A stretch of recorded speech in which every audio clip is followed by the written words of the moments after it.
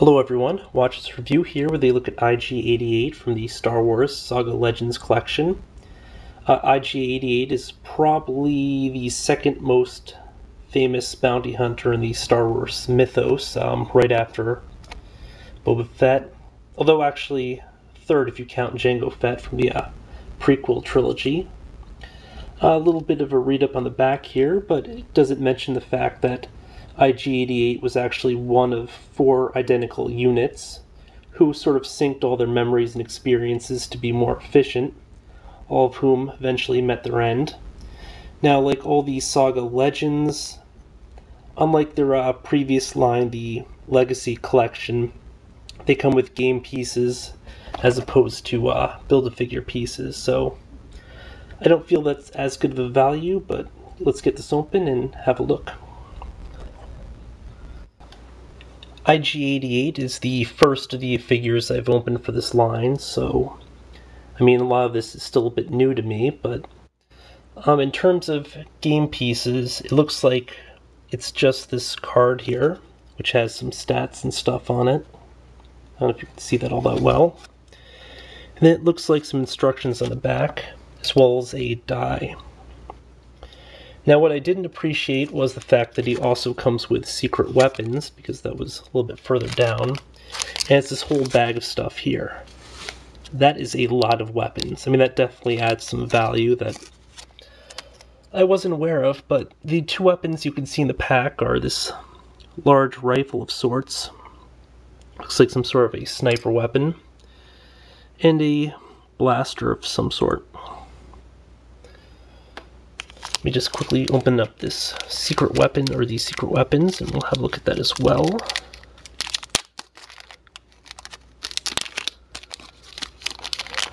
Now the IG series is a, whoops, I believe they're all assassin droids, but the IG-88 units were special in the sense that they rose up and killed their masters. They had programmed these things where they're above average intelligence and stuff to make them more efficient hunters. But they developed sentience and realized that why are we working for humans? So they went out and they decided to kill all humans. But eventually they are all defeated, and I believe one of the old units is refurbished and used in one of the other continuities. But we have a gun in the secret pack. This little thing here. This larger shoulder-strung model. Ooh, a grenade launcher of some sort. I don't know what any of these things really are though, but I'm just guessing. Smaller blaster. Another blaster. Now it's kind of cheesy that these things don't have any paint on them, but I mean, I guess I can make do. And it will definitely help out with some figures that don't already have weapons. Now, part of the IG-88's fame comes from the fact that he was featured in some video games, including Shadows of the Empire for the N64.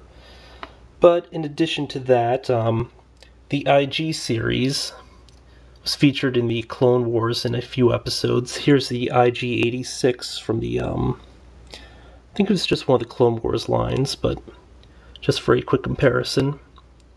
Now there is a size difference. I'm not sure if it's just the difference between lines or if the units are physically smaller.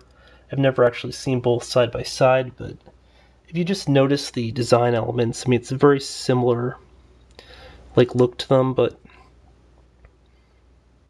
there's like a ton of extra stuff in the IG-88.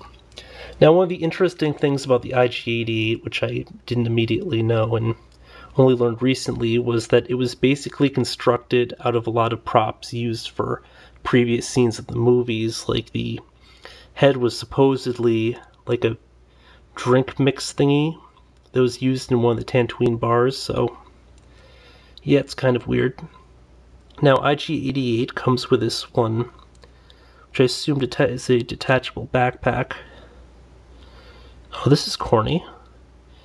The arms do not swing out. Like on the 86 here, We have ball jointed shoulders. Unfortunately here we only have pivot, but you can see that he has some sort of a big knife thing here and then holster for some weapons.